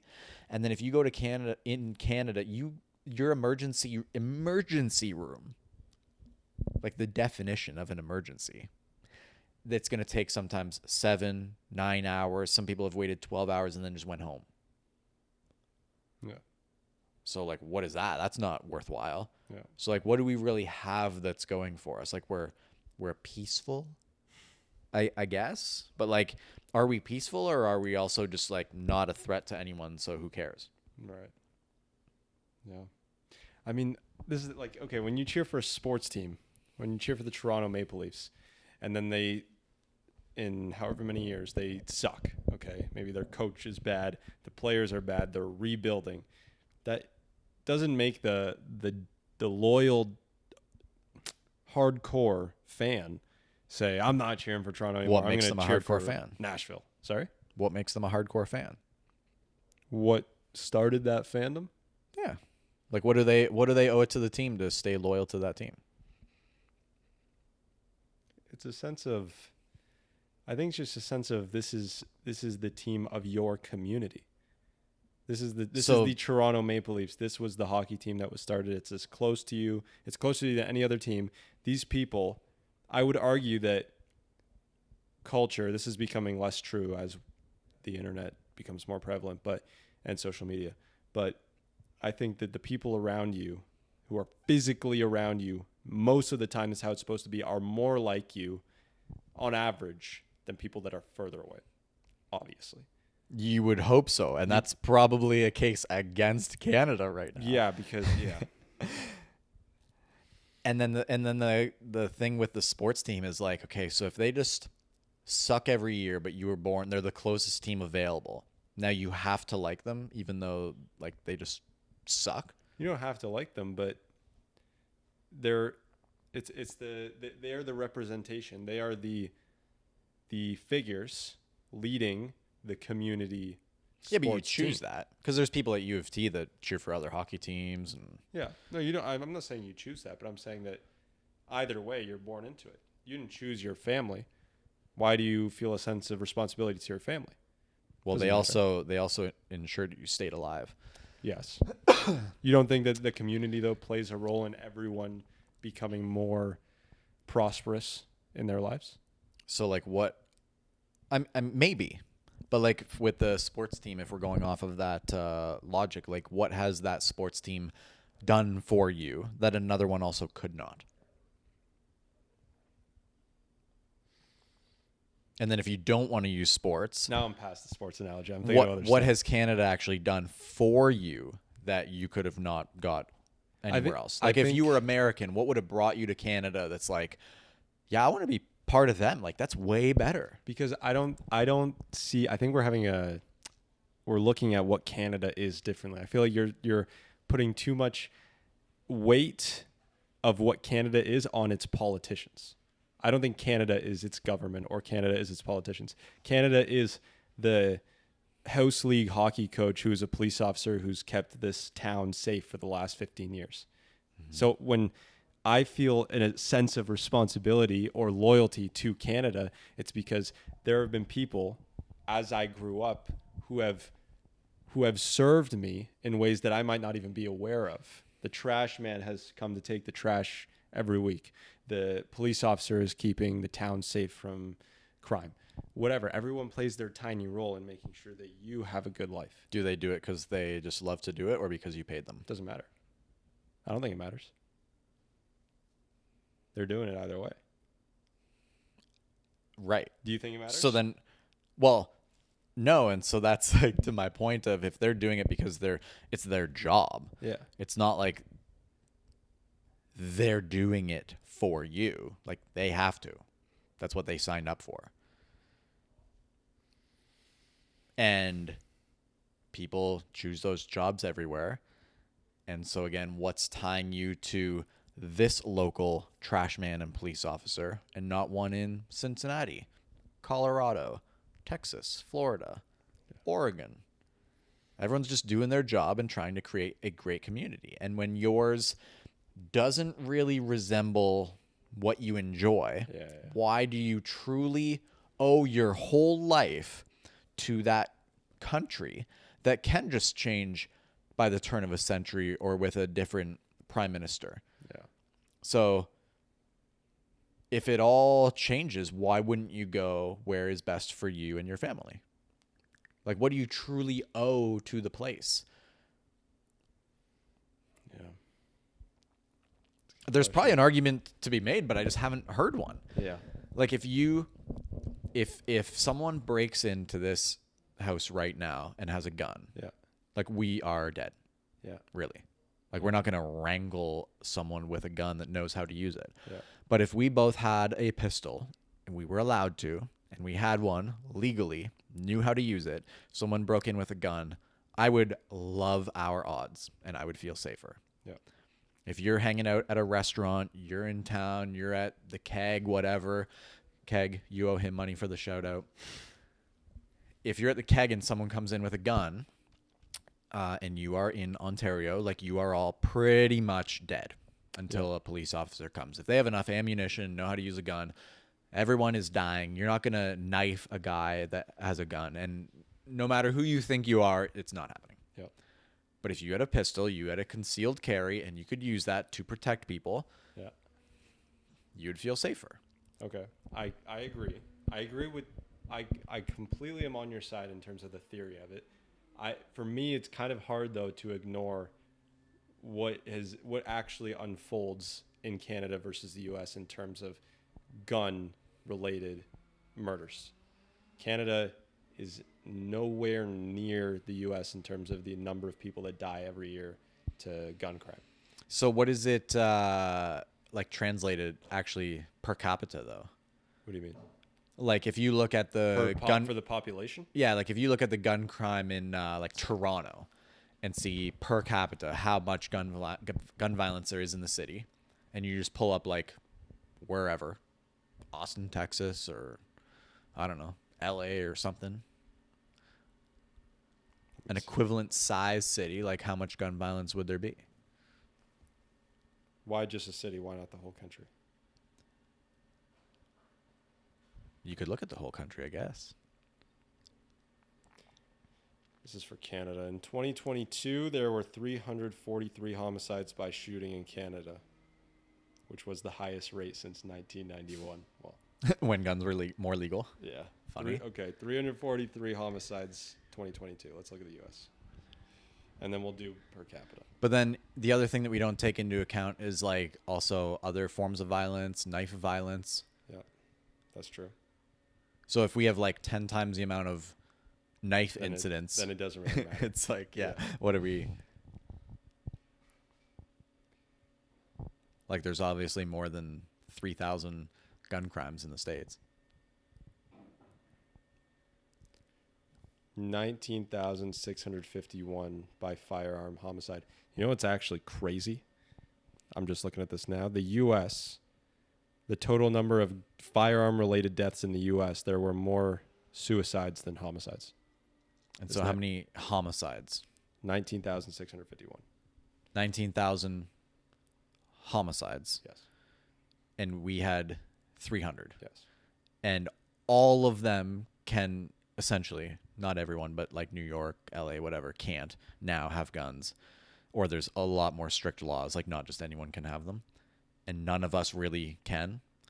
So if they had 19,000 and we still had over 300 and we can't even have them, like how does that? Right, I know, but I'm just saying if we did have them. Oh, you're saying if we had them, there would be less. The rate would perhaps be better because people wouldn't try to. Yeah, no, that's a good argument. I mean, I'd also rather die from getting shot than stabbed. stabbed to death. That's true. No, it's true. It's completely true. But it's like people are going to cause harm in any way that they can when they want to. Yeah. So if you think that it's like, yes, if you have no guns, there will be no gun violence. But if there will still be something. Yeah. And then so it's like, what do you want to start getting rid of? It's kind of the paradox of like if there's too many deer, then you let out like a bunch of wolves. Yeah. And then when the wolves are overrun, like what do you send out then? Yeah. And like where do you end up going? Yeah. So then like we were talking about earlier during our workout, you see a headline of like truck drove through crowd and killed 10, injured 35. Yeah. And you're like, well, I mean, a truck obviously didn't do that. Yeah. And like you're not going to ban trucks. Yeah. So even when someone doesn't have a gun, they're still going to do something. Yeah. And then if people had guns, could they stop that guy? Like what are you going to do in Toronto? Yeah. And he like it gets out, starts shooting everyone, and you're like, police. Yeah. I'm not anti-gun, especially for the U.S. I'm not on that side. I'm not saying like guns should be banned and all this kind of thing. I'm just trying to think in Canada right now, am I genuinely safer? Because I can only talk about my personal experience. I've been fortunate enough to never have a run-in like that. Whereas I don't know if as many people in the U.S. can say they've never had some sort of encounter with at least threats with gun violence. You know what I'm saying? Depends where you go. Even in the slums, though. The slums of the U.S., I would say, are more dangerous than the slums of Canada, no? Maybe for guns. Yeah. Do you go there and do any humanitarian work in Canada? I don't. No, and you don't go there because like you don't want to end up harmed. Right. Yeah. So that's like anywhere. Yeah. It's true. I don't know. I'm trying to scrape for any reasons, because I don't know, I'm going off instinct. It just doesn't seem right. But like I guess maybe I'm worried that if I think about it too much, it's gonna end up being that Canada maybe has more to gain from joining the U.S. But it's just something about that seems wrong. I don't know why. Well, it would be unprecedented, It would really. be. I mean, I don't think in it's a going to way. happen. Realistically, I don't think it's going to happen. Yeah, unfortunately. But I've heard that they're trying to make some sort of pact like the EU. Like Canada and US are going to have a similar, what do you call the EU? What even is the EU? Some sort of agreement. Well, it's a union. A union. Yeah. Yeah. Yeah. Like marriage. Yeah. Like they want to do that with Canada and the US, but hopefully Trudeau's not the one negotiating it. Yeah, well, it wouldn't happen by March, and that's the earliest time that we would really see an election. Yeah. And it's not like liberals are bad, but it's the guy at the helm and the ideas that are not good. Like you can just look at anything. When one person in 10 years accumulates more debt than all of his preceding of all time in Canada. Yeah. Like, yeah, you gotta be quite a fool to do that. Yeah. And when, you say you have the best immigration policy and then, your ministers step up and say that like, oh, it's kind of gone awry. And even you admit that it has afterwards. Hey, we've gone too far. We got to scale these numbers back. It's like, yeah, people were telling you this years ago. Yeah. Why don't you listen? Yeah. Yeah, there's a lot of problems. Here's a question I have. So the government is meant to represent the will of the people. Yeah.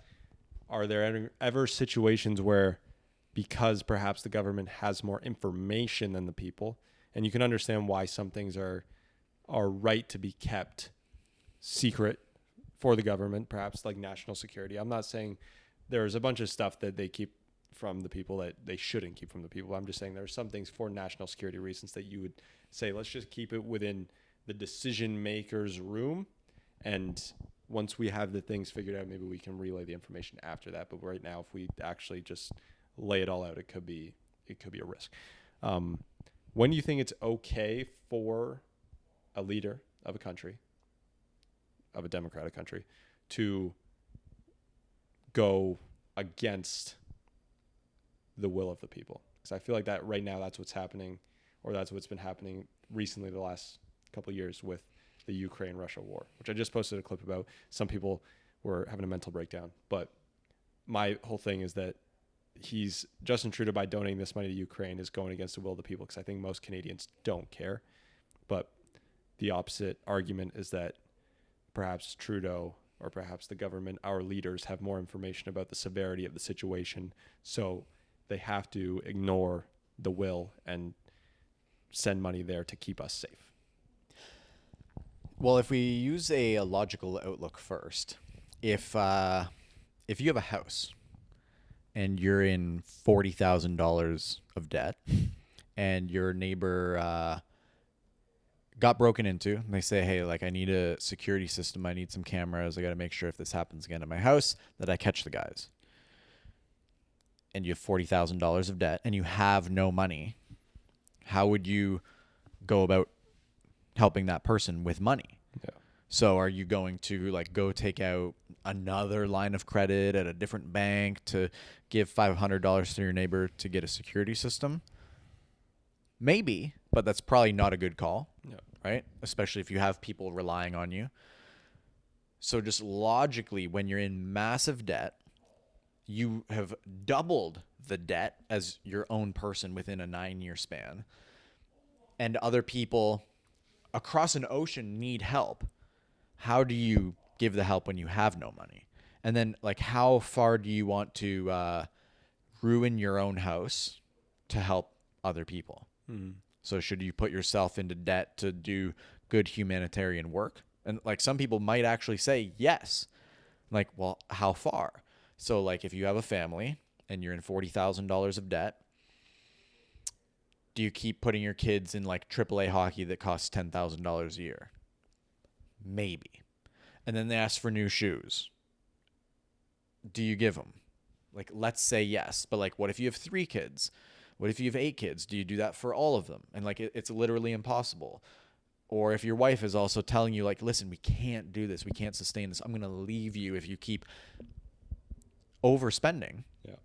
And you're just like, whatever, it's fine. We'll figure it out. Yeah. We'll borrow more money. We can get more money from the bank. Like, that would be insane, obviously. And yet that's what our leader is doing. Yeah. So I don't even know how you can give out money that you don't have. Sure. I never even thought about it. That's like the most obvious reason. That's a good point. Where's that money even coming from? And then like, you print it. Yeah. And then so you have Well, more. that's just decreasing. That's essentially like taking it from people, because it just decreases the value of their money. Right. Yeah. So now you have more money in circulation, no more goods. Yeah. And now you have inflation. So everything costs more. And so now we are literally funding a war across the ocean. And then you would have to say that your debt because of it, and my debt, and 40 million people's debt is worth it because those people don't deserve that. And then it's like, well, what happens if the same thing happens in Taiwan? Should we donate billions of dollars there? And I doubt we would. Maybe we would. And then you might like, we need computer chips to help power all of our things that we want to do. So we better help them. And then like, how far do you take? And so we just had a $41 million debt ceiling. So it was like, hey, we're going to intentionally overspend $41 billion, which is like $1,000 per person in Canada. Not even like per Canadian citizen. Yeah. That's like per person in Canada. Yeah. So you have like $1,000 that they're saying that they'll overspend, and then they actually somehow went through the ceiling to $62 billion. So it'd be like $1,500 per person in Canada. Yeah. And they're just like, yeah, we just did that on your behalf. By the way, Nothing got better. Like, is there anything that got better in Canada in the last year? Do we have any different services, any faster services, better healthcare, better education, better transportation, better businesses? No. Are we getting like rid of? Are we lowering inflation? No. Are we lowering unemployment? No. But we're like helping an international war. Like, what are you doing? Yeah. That's so crazy. And now, like, we literally will have to pay for that, whether it's directly, which would never happen. They're not going to come to us and say, hey, you need to give us a $1,500 because we overspent on your behalf without asking you. But, like, down the line through inflation or whatever, it will cost us. And that's why the average time for someone to save for a down payment that lives in the city is 29 years. To save for a down payment. Jeez. 29 years. So Which is a mess. So if you get out of college, out of university at, say, like at best 21, that means you can put a down payment on a house at 50.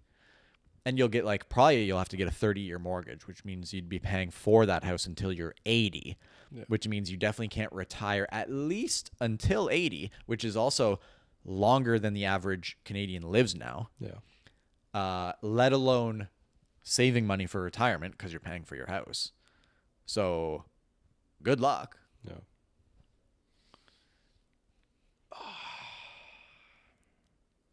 But like, we're supposed to believe that like Canada is the greatest nation on earth. Yeah. Like, when you just look at those numbers, everyone wants to have a house.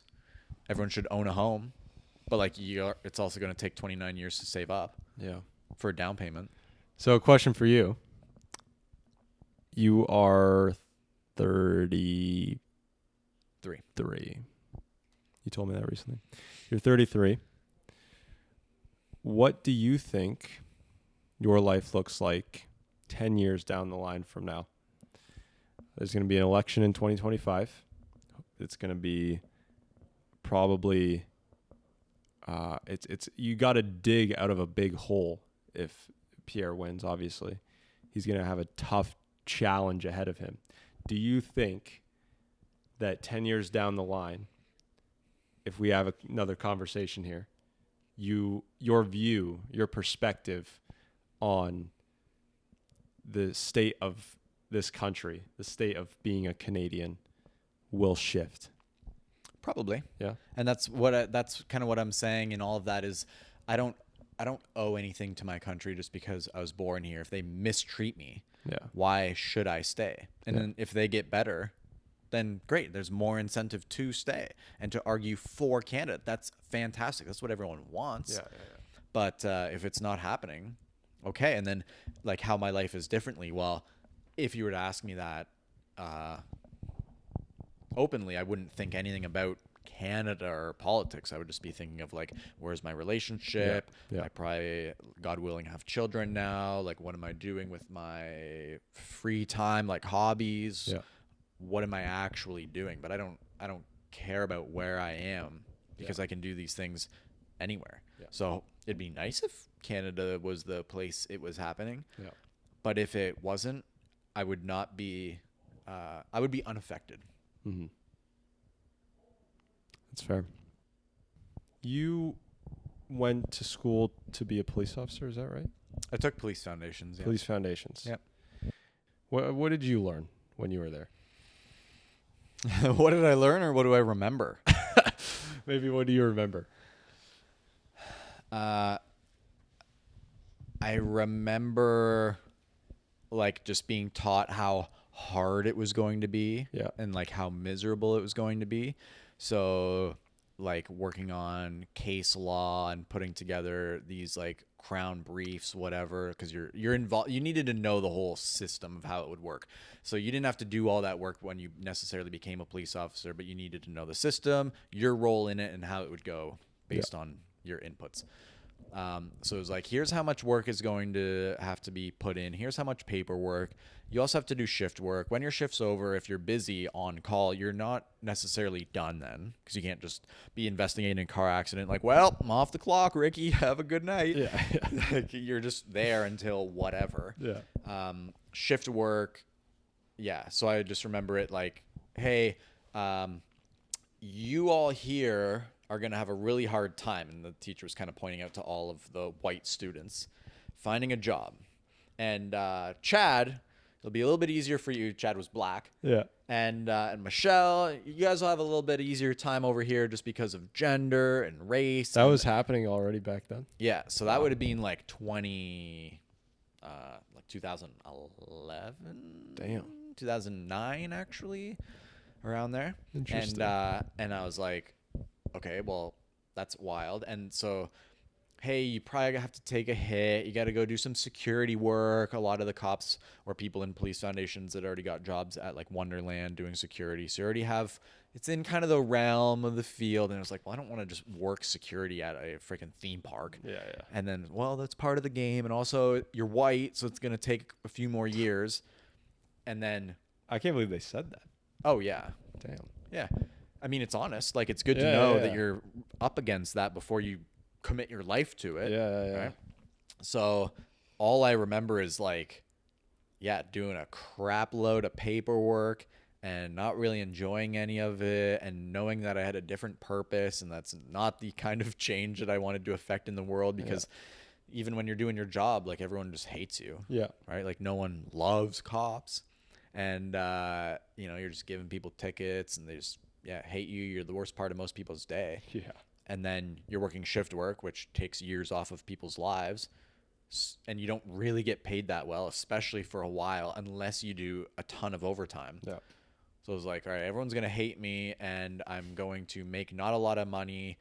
And I probably won't get a job for at least 5 years based on what these professors are telling me. So, like, why would I do that? Yeah. That's crazy. And I guess it's like, there's a good pension one day. I'm like, okay. What do you think about people who want to become police officers today? Do you think it's If they want to, yeah. rock on. Yeah. Yeah, do whatever you want to do. Would you recommend it if you had an 18-year-old son? Well, if he wanted to and is like, Dad, like, the change that I want to make is in law enforcement, yeah. blah, blah, blah. Yeah. Like, yeah, no problem. I'll support most things. Yeah, yeah. Yeah. But, not for me. I'm very curious to see where the consensus is when my kids are of university age, like when my kids are graduating from high school, and seeing what the world thinks about university then. Is there going to be a lot of pressure to have my kid go to university? Is it going to be like, nah, obviously you don't need to do that? I wonder if the world's going to evolve in any sort of way that makes it more or less favorable. It'll be largely based on you and how you evolve. Right. I guess you have the most influence over your own kid. Oh, yeah. Yeah. Especially if you have a good relationship with them. Yeah, 100%. Do you think that I'll close out with this question. We can wrap it up. Because I think about this all the time. I don't know. I am one of the people who doesn't have kids, who thinks about my kids so often. I don't know why. But do you think that what's the ideal ratio of parent-child relationship where they see you as a friend versus them seeing you as, I don't want to say a tyrant, but like the authority, the boss? I don't think it's 100-0 either way. Like, they have to like you a little bit, do they not? Well, the tyrant would mean that they have no choice. Right. And you're not trying to give your child no choice. You're trying to teach them what is best. Right. So, I mean, unless you're taking away all options from your child, then you would be a tyrant, but you wouldn't be. So, how do you, like, give the best direction? Or Yeah, like, how do you curate a relationship with your kid that makes it so that they still like you, but you are also guiding them in a way that is very responsible? You don't want to just let them do whatever they want, right? well, depends on whatever they want looks like. Well, I mean, if they're it's like- destructive to them. Exactly. So you don't want to do anything that's going to actually, like, harm their life or yours or your family's. Yeah. You don't want them to just be like, I want to try meth once. And you're Right. like, okay, give it a go. You got to experience life, whatever. And you don't want to be like on Mean Girls, like, I'm the cool mom, and just, like, buying your kid alcohol Yep. and drinking with them and thinking that that's like That's a real thing. a cool buddy. That's a real thing. Yeah.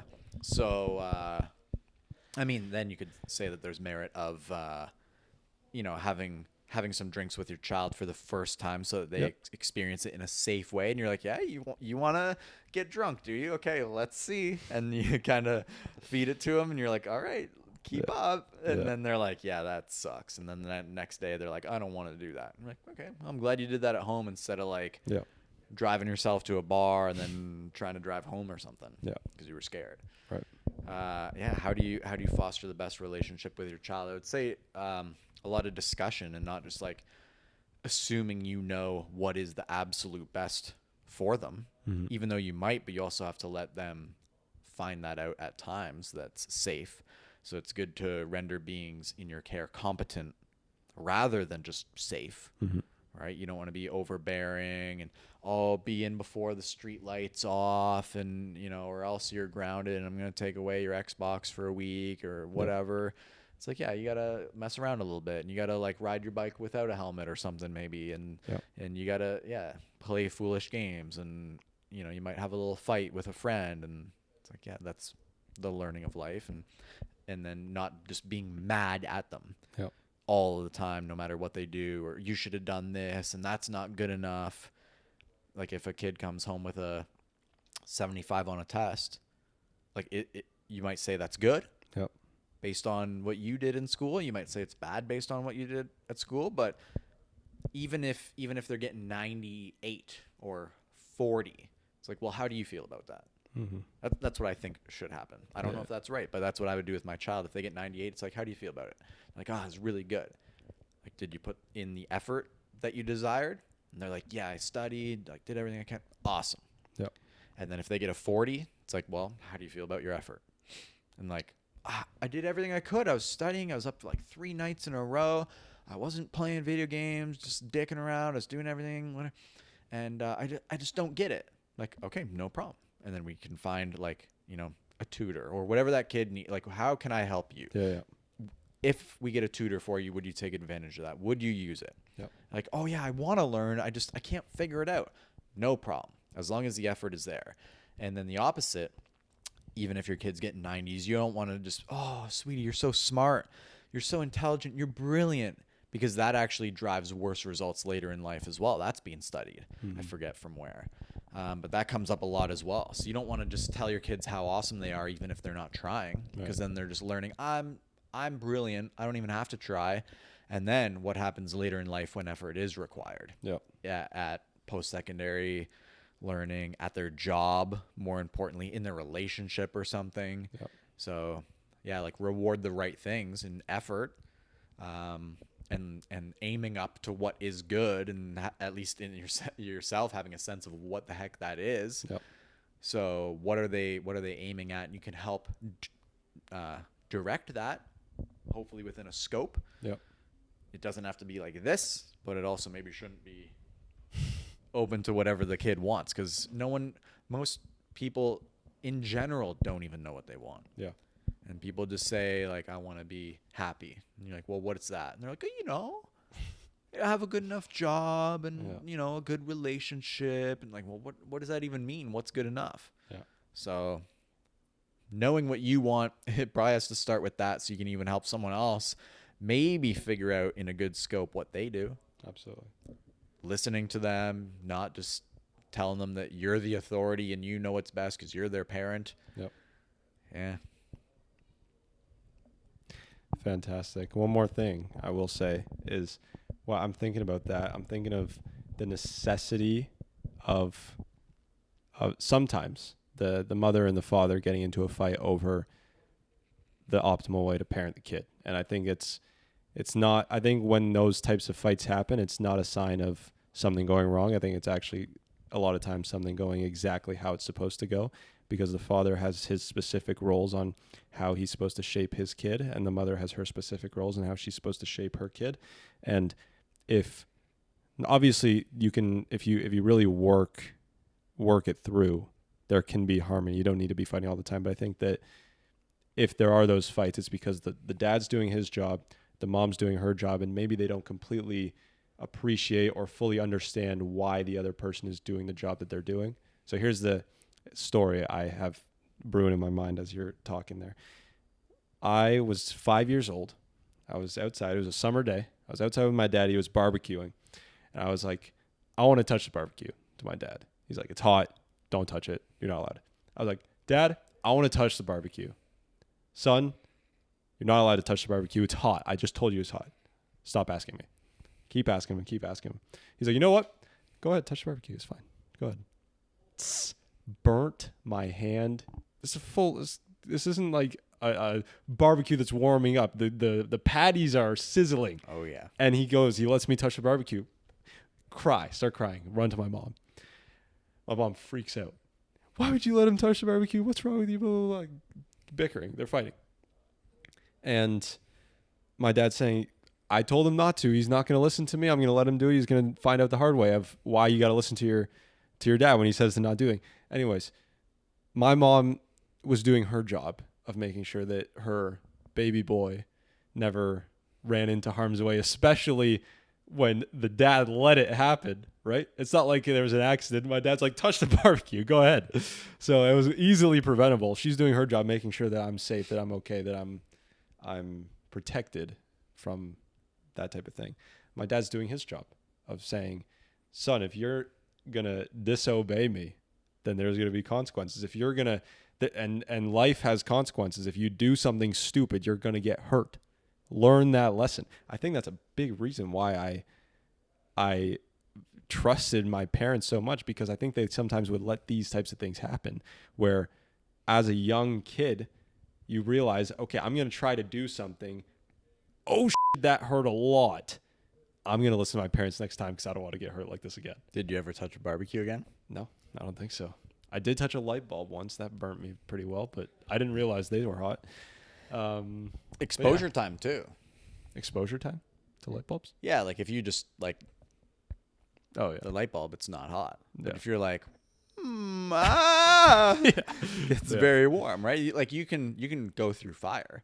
Yeah. You can just light a candle and put your finger through it and you don't even feel it. Like, Yeah. oh my gosh, that's so crazy. Yeah. You're like, yeah, just slow the finger down a little bit. Yeah. And then it's like, okay, yeah, that's too slow. 100%. All right. And then you could touch a barbecue maybe. I think I kind of felt that. Yeah. And then there's like, oh.